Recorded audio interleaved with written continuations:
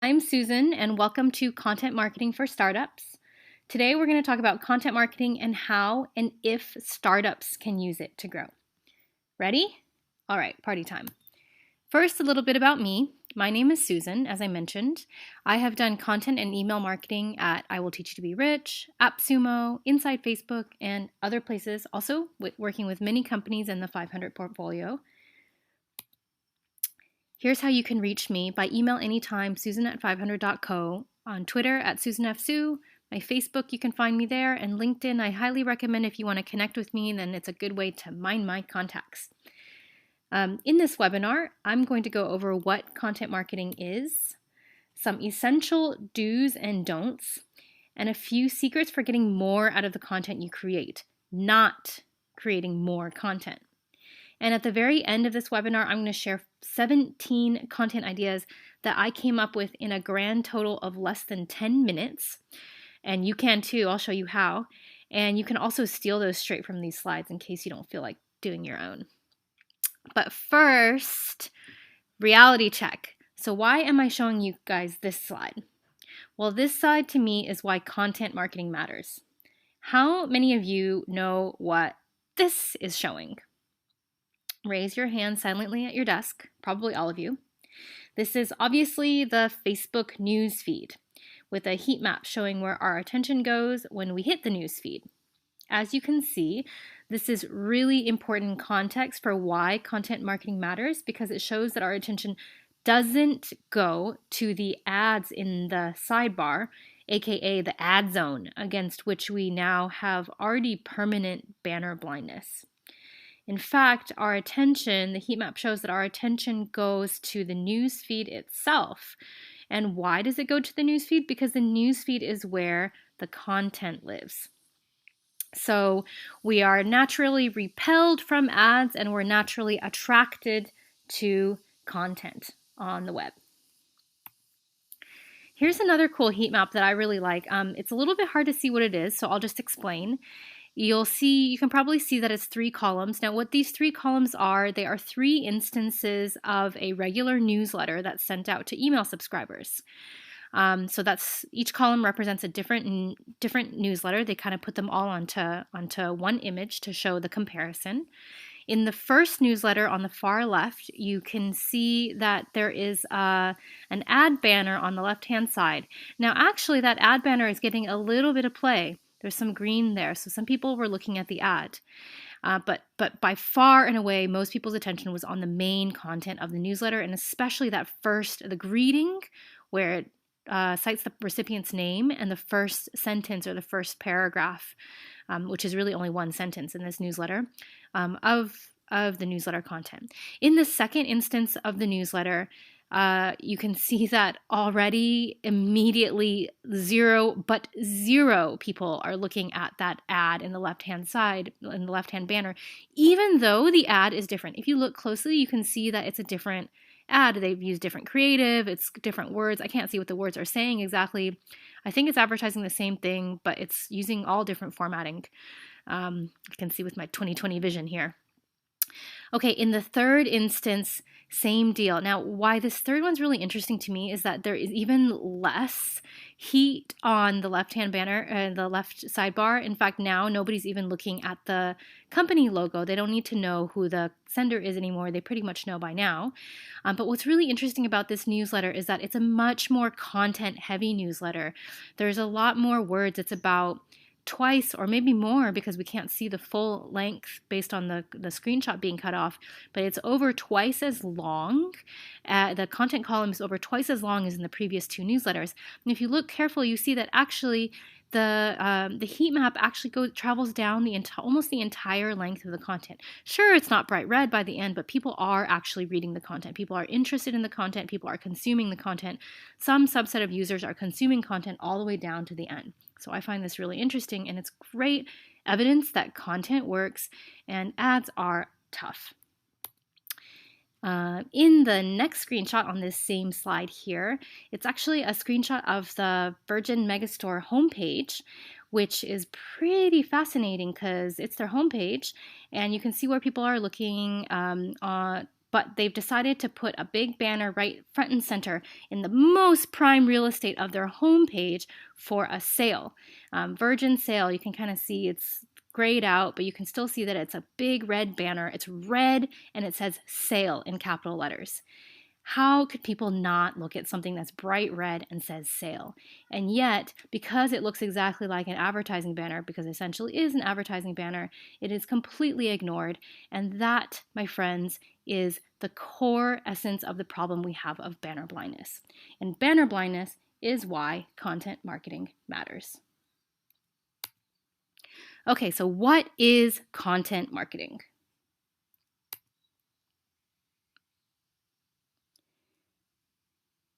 One of my favorite animated GIFs of all time. I think this guy is like an famous internet. Isn't he addictive to watch? Look at those words coming out of his mouth. It's amazing. All right. So actually, there is no such thing as free traffic. You either pay with money or with time. Content marketing is can be a super effective alternative to spending money, aka paid acquisition to get users, because it works for both lead acquisition and also for lead nurturing once you've acquired the leads. But it takes a lot of time. By the way, ads take a lot of time too. They're not all just fully automated. So what is content marketing? Content marketing is content ... plus distribution. Content marketing isn't just about the content. Once you have created great, shareable, market-directed content, you're halfway or maybe even less than halfway there. Sorry, bad news, but reality.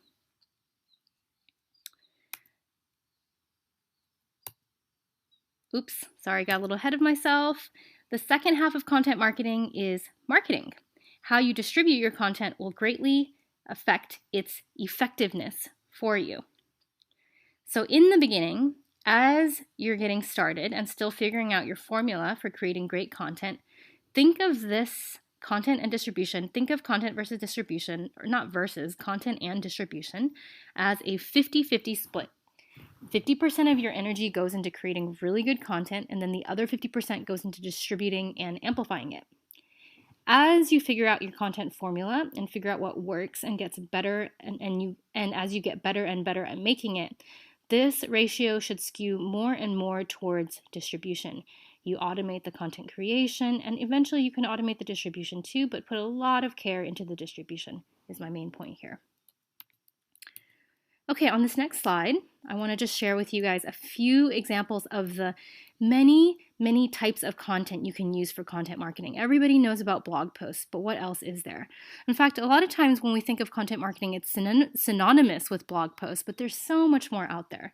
So let's go through these. Blog post, a video, infographics, which can be featured in blog posts but can also live separately from blog posts, a webinar, like what I'm doing right now, a web series or show distributed on YouTube or whatever channel you'd like, maybe even just on your blog, the key being that it's a series, so there's recurrence, a slide deck, like the slide deck that goes along with this webinar that you're watching right now, a course, an online course like what's distributed on Udemy. By the way, a lot of those courses are free, which is great content marketing. Even paid ones can be great content marketing too. A podcast, a research report, a white paper, which is more kind of like a state of the industry type of report, a case study, which we do a lot with 500 companies for the 500 blog, your own magazine. So publishing your own magazine, man, that is really badass content marketing. You own it 100%. It's your own channel and it's your own content. You can even advertise in your own magazine or your own book. Now, I just want to comment a little bit on these last two. It's interesting to me because I worked with Ramit Sethi for a couple of years, back when right after he had just published his New York Times bestselling book, I Will Teach You to Be Rich. And he also runs a site and kind of like an information marketing course kind of info empire at the same domain, iwillteachyoutoberich.com. And, right after Ramit published his first book, he did such effective marketing for it. He really understood the levers that he needed to pull in order to make his book rise in the leaderboards in the first couple of the days, and therefore become a New York Times bestseller, an Amazon bestseller, a Wall Street Journal bestseller, and get to put that right there on the cover. It was really great branding for him.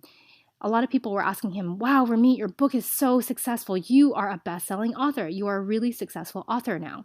That's amazing. So when are you going to publish your next book? How many books are in this book deal that you signed with Workman, your publisher? And Ramit would just basically laugh in those people's face because they clearly did not understand that for him, the book was simply a means, not the end. The book was a highly, highly, highly effective means of content marketing for his much greater vision of creating this online portal for self-development, professional development, life development at iwillteachyouberich.com. But anyway, as we mentioned before, content marketing doesn't stop at content creation. So there are tons of places and ways you can distribute your content, ranging from your company's site to your own personal site to print outlets to major social and even e-commerce channels. Nope, content marketing doesn't just happen on social media and Google. To getting to trade magazines, affiliate sites, multimedia sites, many, many different things out there.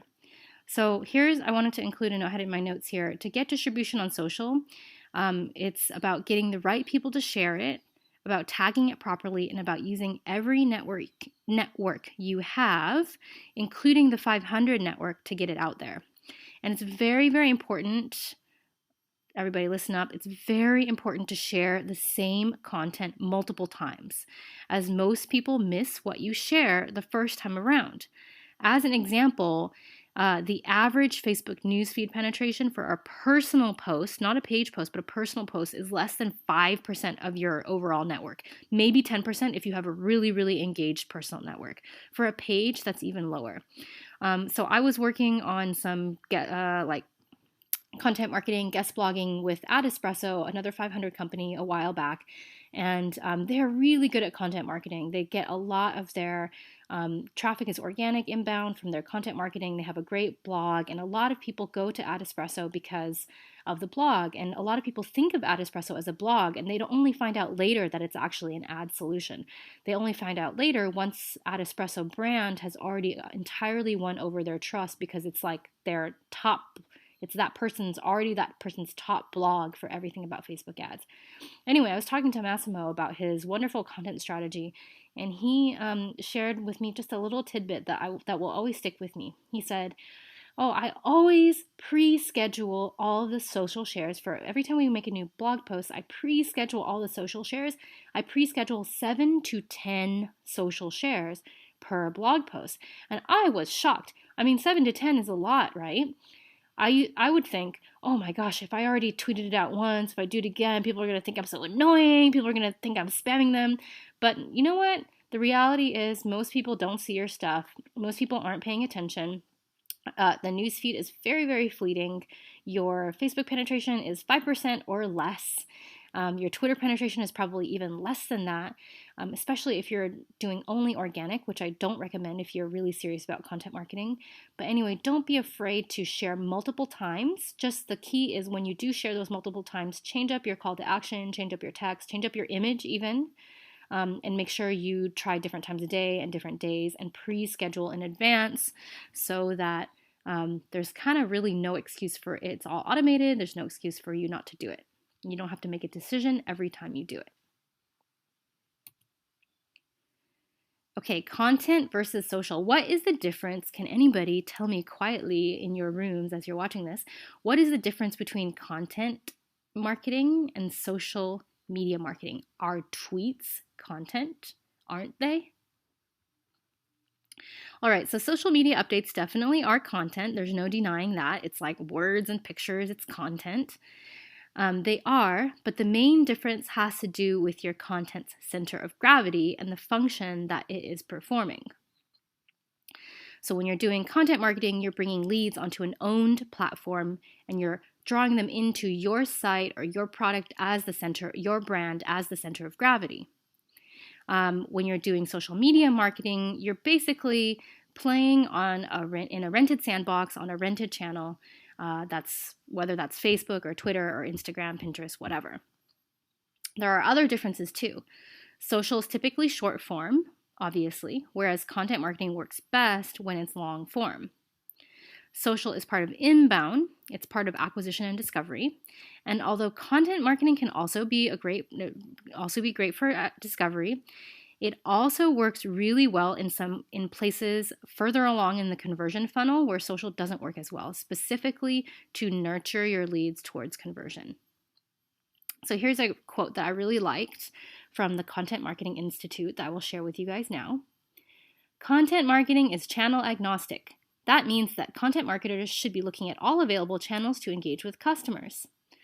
Again, channel agnostic. So this is going back to what I was just saying about it being an owned platform. Content is what you use to bring people back to your brand. Back to the quote. Print, in-person, and online, including mobile.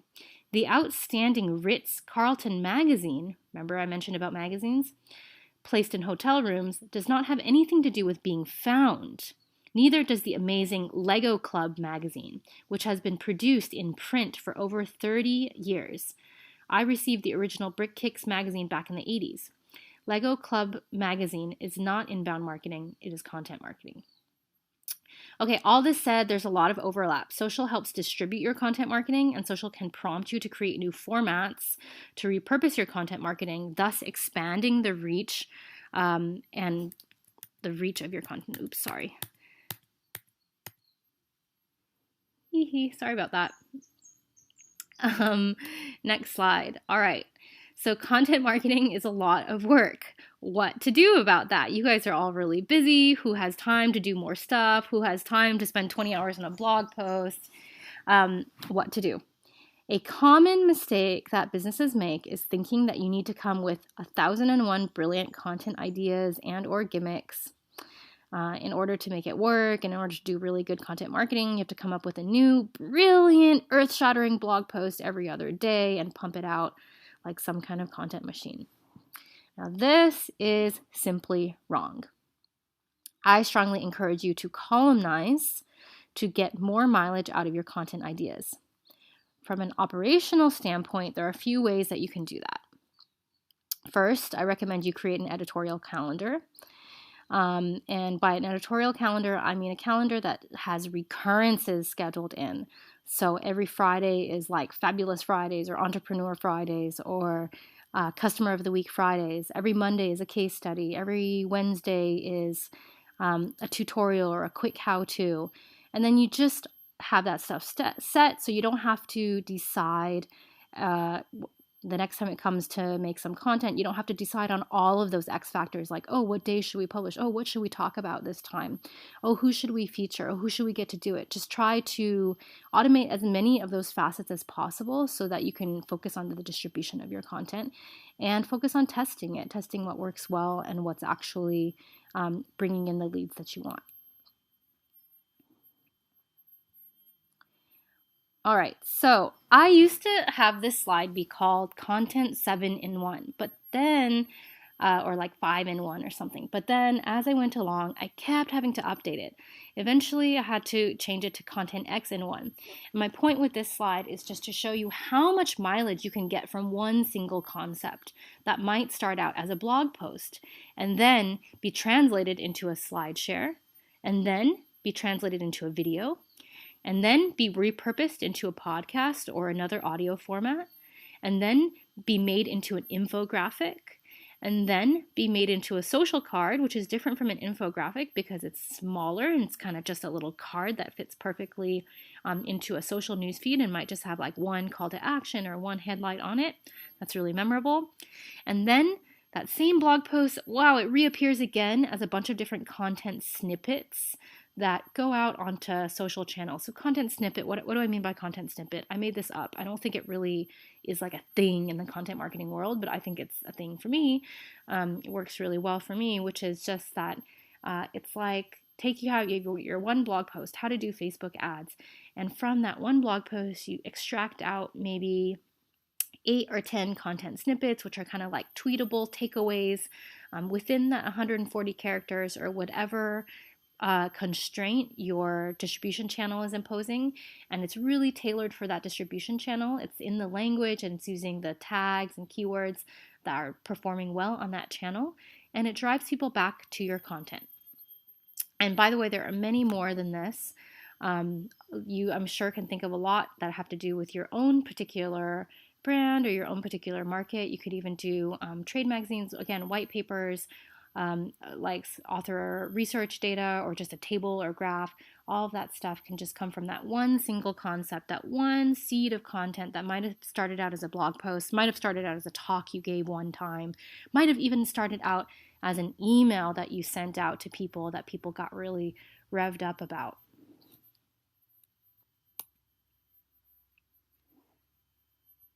Okay, not all metrics are created equal. Comments, replies, page views, shares, likes, signups, conversions. I encourage you to measure what matters to you. And key metrics depend on where and how you're using your content marketing. Next, we're going to talk a little bit about sourcing. So, to find your endless source of content ideas that actually perform well for you, it's really quite simple. Just one thing to keep in mind. All you have to do is reverse engineer what works. To determine good quality content, all you have to do is look at the content in your niche or that's ranking for your key phrases. So to do this, you can do advanced searches on Twitter, Instagram, or Pinterest, and you can see what's doing well with amplification there. In addition to that, you can use BuzzSumo, Reddit, Google Keyword Planner, Google Trends. You can even use Google News as a leaderboard intelligence tool. Here's some other tools. The point here is to see what gets traffic and shares, and then use the phrases and words of the people who are sharing it in their words, in their language. Create content that people are already looking for. It's not about you and what you want to push out into the world. It's about creating content that people are already looking for. This is extra helpful when it's time to go back to those people in their own words and let them know in their words that you've created something that's relevant to them. And by the way, here's the link that they can share out again. All right, a quick note about content marketing and SEO. From time to time, I get this question, how do content marketing and SEO work together? This is a really big question because content marketing is obviously can be a really great boon, meaning really great help for SEO, but there are some intricacies for how they work together. Do you get punished by Google for having your content syndicated and then published to different places? The short answer is no, you won't get punished, but you may not get full technical credit.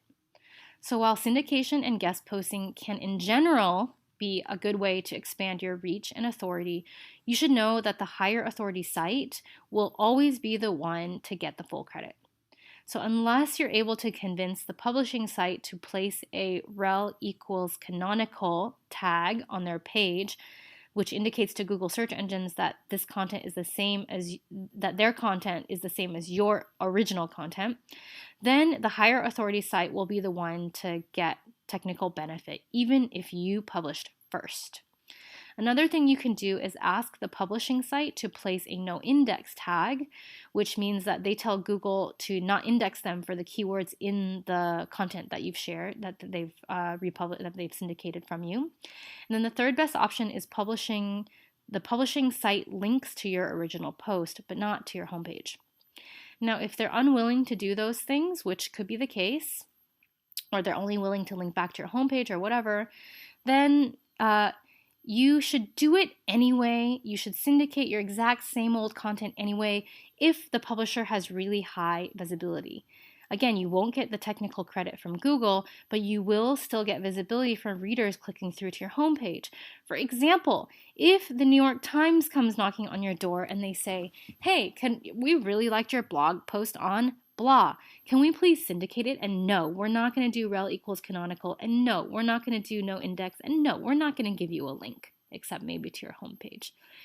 Should you say, New York Times, go F yourselves. I want all that stuff. Give it to me or hit the road.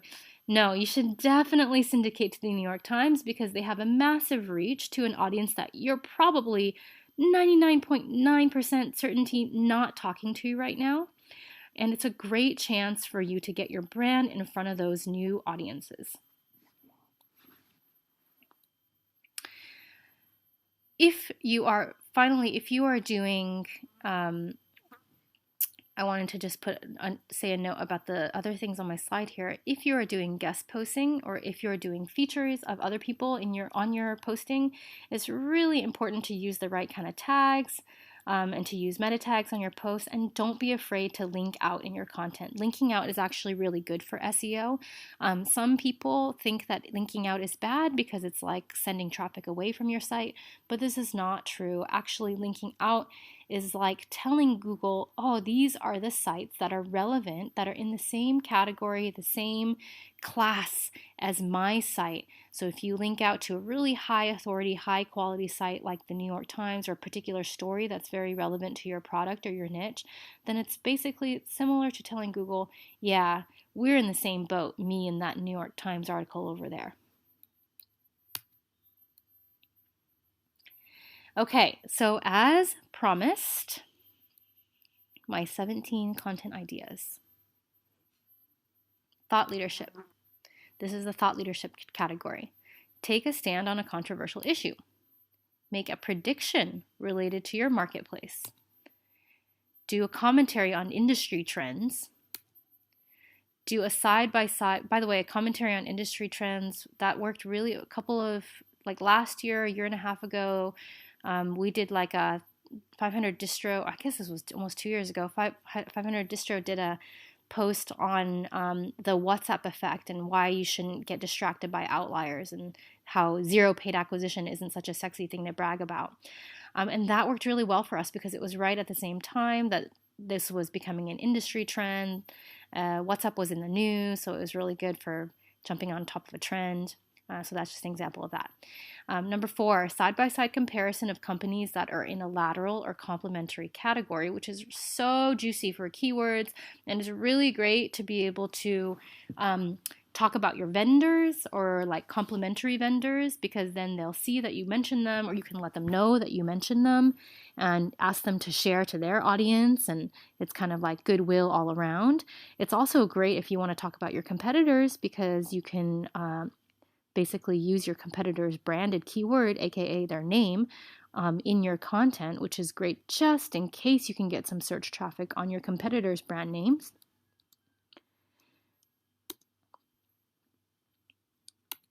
Next category is solving customer problems. So you could do a how-to, which is pretty basic, pretty standard. Everybody knows about how-tos, and especially if you have a really technical product, or even if it's not very technical, but let's say it's really innovative, even if it's not really innovative, but let's say it's really simple. How-tos are always really great for content. There needs to be more of them.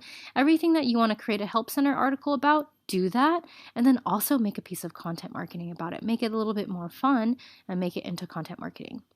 And then X in one it. Now X in one is a verb. X in one it and get more mileage.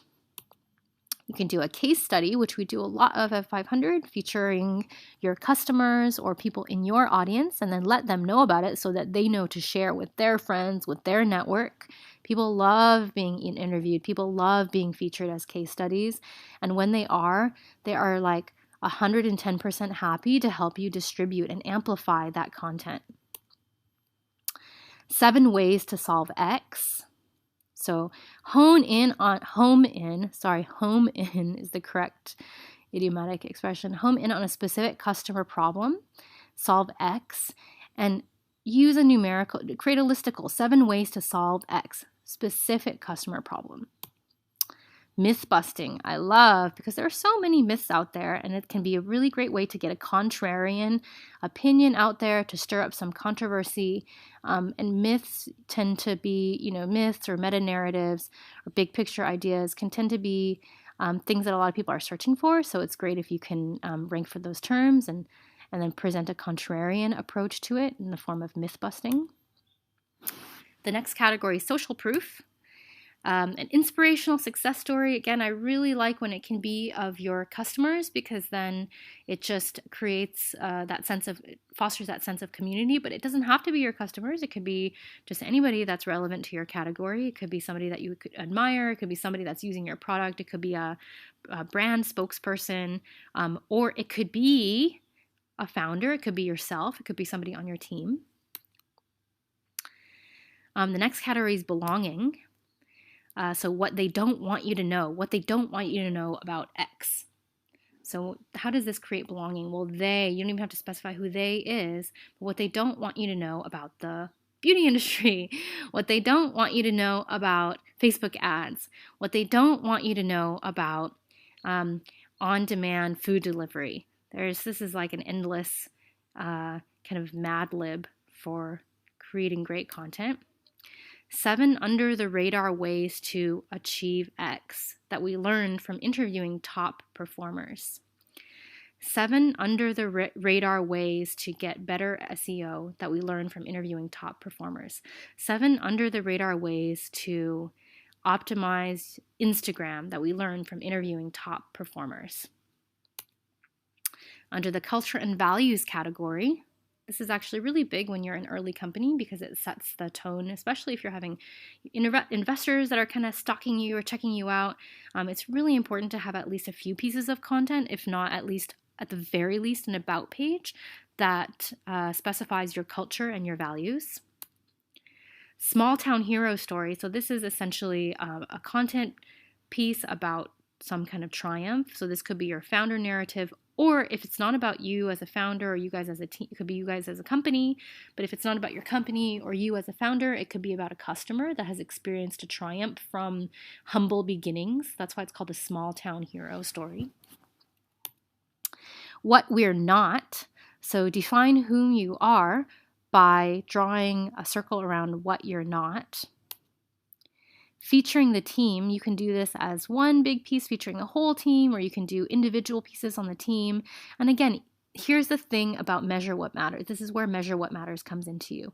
If you do a content piece featuring the team, whether that's on your Instagram or on your blog or on your Twitter or on your video channel, those may not get a lot of plays because, they're not as sexy as 7 under the radar ways to hijack your site's SEO that we learned from interviewing top performers. It's just not as juicy as that. However, it plays a really important signaling role, because when people come to your site, let's say future investors or future candidates that may be checking you out because you're recruiting them or whatever, they're going to look at that content. Even if it doesn't get a ton of page views or shares, it's signaling a lot of other stuff about your company, about your culture and your values, as everything does under the culture and values category. Again, not all content needs to simply be measured based on its social shares or its page views. Sometimes it plays other roles, so it's important to sort of roll in those other qualitative metrics as well. Another culture and values one would be our stand on X. So our stand on the Ellen Pao trial, or our stand on gender equality in tech, or our stand on the water crisis. Any kind of current event, our stand on gay marriage, maybe you don't want to do that one for your company, but something that's relevant to your category, and something where you stand to kind of stand out, where there's a chance for you to stand out from your competitors. Doesn't always have to be a totally moral or ethical or political issue, but our stand on the Facebook newsfeed changes. Something where you can sort of give yourself a bit of a soapbox to put out some thought leadership. Okay, final category is your competitors. Mentioned this a little bit before, but if you can swing it, it is pretty awesome to interview a competitor. Can can't say enough about this one. I think it's really juicy. It's pretty interesting. It says it shows a lot of strength, and it's a great way to get you, if they agree to it, it's a great way to, make sure that everything's friendly and show that it's all in good sportsmanship, and also talk about your competitors' keywords and talk about your competitor's branded keyword, i.e. their company name, to new audience members, and use that as potentially a honeypot to attract new audience members. Finally, you can analyze a competitor's campaign or a competing campaign. So this one I really like because it's a great way for you. You don't have to be mean about it. It doesn't have to be like a super critical teardown, but just a way to kind of show off how the way that you think, the way that you can do your analysis, the way that your tool can work, your tool or your product, your service can operate. And then also, again, so full of great keywords and great key phrases relevant to your topic that you can throw in there. So there you go, my 17 content ideas. I'm sure these can be improved, but I literally sat down and jotted these all down in my TextEdit, because I write everything in TextEdit, in less than 10 minutes. It's just like a really, really fast whiteboard brainstorm kind of thing. And you can do this too. All you have to do is start looking around at the content that you see and categorize it. Okay, what does this remind me of? What category does this fall into? And you'll start to notice patterns. You'll start to notice patterns in the content that performs really well in a lot of different categories, both of personal interest and of relation related to your company.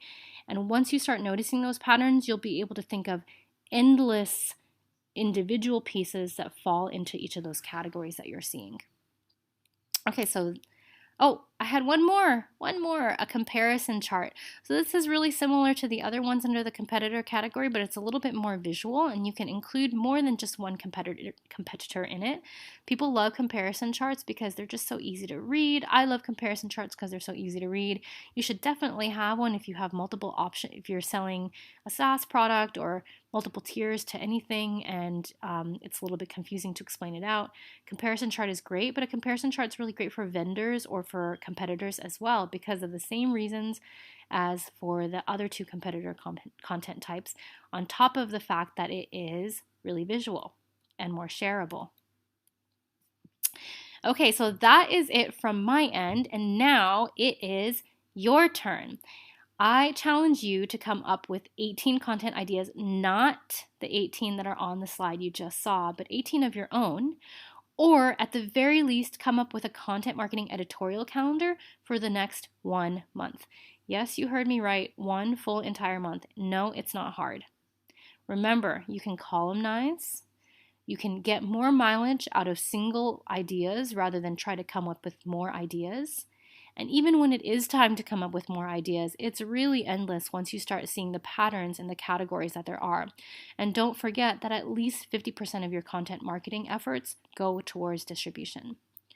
Okay, so if you guys have any questions at all, please schedule office hours with me. It's calendly.com/SusanFSue. Or you can email me anytime, susan@500.co, or find me on Twitter @SusanFSue, find me on Facebook, SusanFSue, find me on LinkedIn, Susan Sue. I should be in your network. And I'm happy to connect anytime and talk content, talk email marketing, anything you want. I look forward to getting to know you guys all a little bit better. Thank you very much. That's a wrap.